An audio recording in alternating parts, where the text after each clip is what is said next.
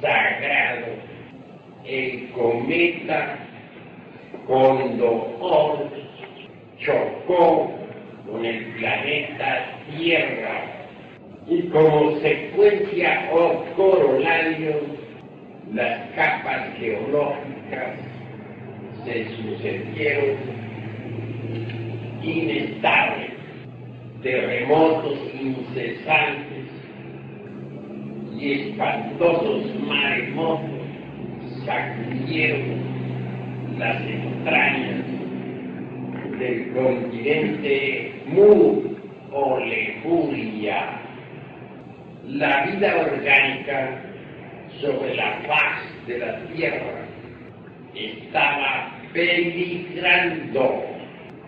Fue entonces cuando llegó a nuestro mundo una comitiva de individuos sagrados.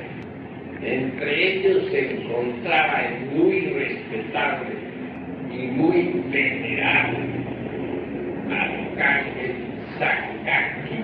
Ellos estudiaron el problema y llegaron a la conclusión de que había que darle a la humanidad el abominable órgano fundartiguador. Dicho órgano es el apéndice de la espina dorsal proyectado hacia abajo, tal como lo vemos nosotros en los simios, changos, orangutanes, gorilas, etc.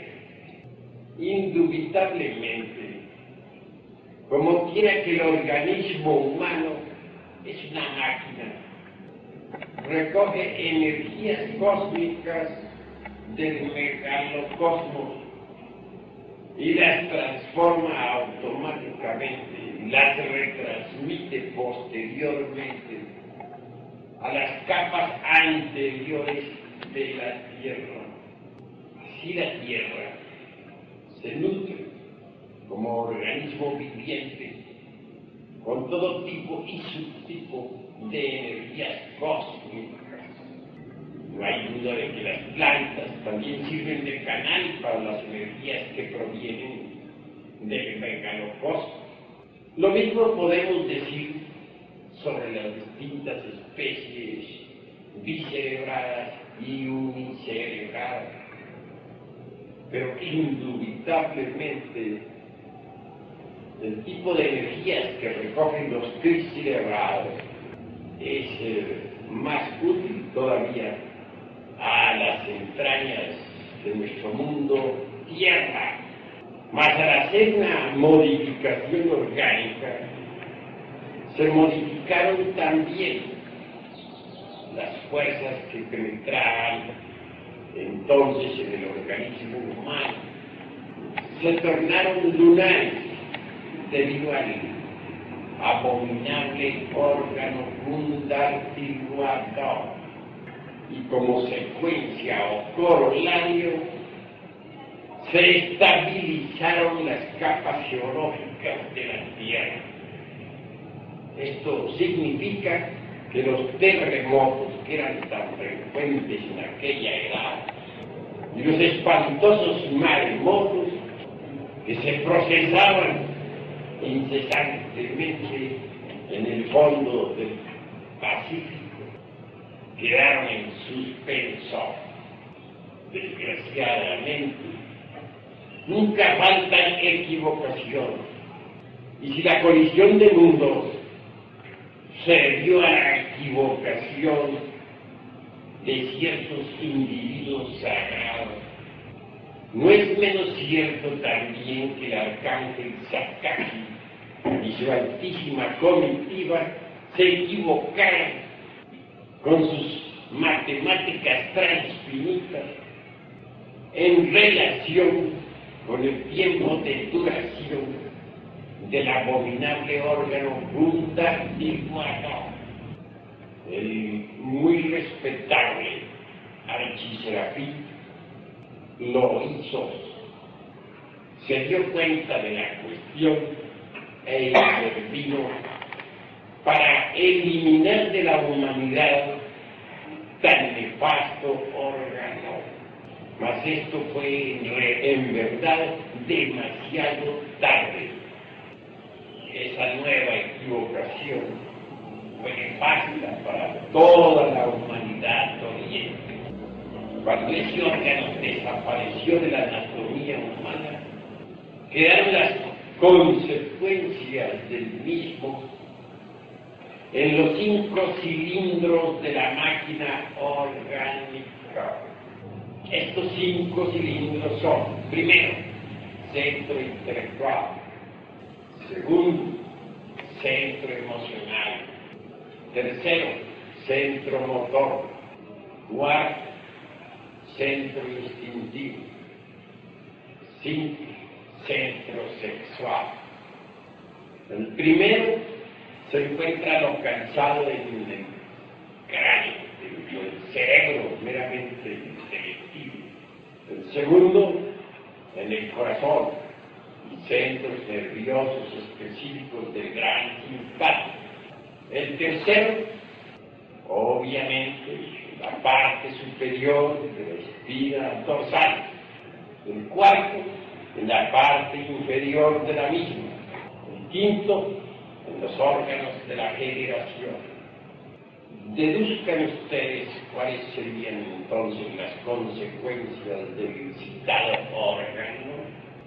Claro que agregados psíquicos inhumanos que aún hoy existen entre todas las criaturas humanas que pueblan la tierra, pero la cristalización de esas pésimas consecuencias. El ego en sí mismo y por sí mismo es la suma de todos esos agregados o secuencias del abominable órgano fundativo.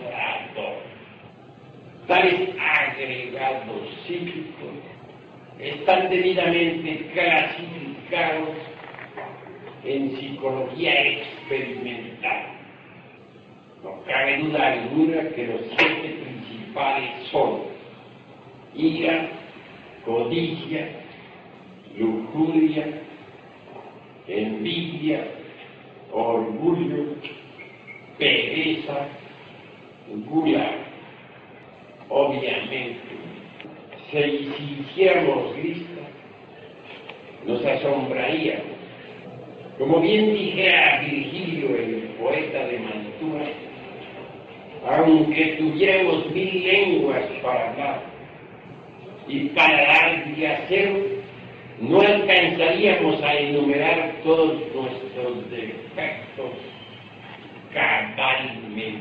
Es bueno que ustedes entiendan que tales defectos agregados psíquicos se conocieron en el Egipto de los faraones con el calificativo de los demonios rojos de Set.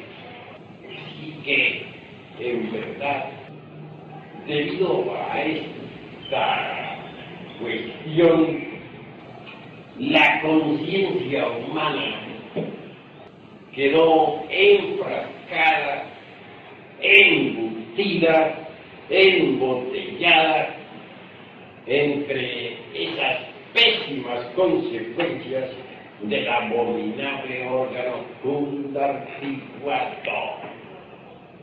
Si antes la conciencia se hallaba despierta integralmente en un 100%, motivo básico como para gozar del estado paradisiático o etécnico, al quedar enfrascada, indubitablemente se tornó condicionada y cayó en el proceso hipnótico del sueño.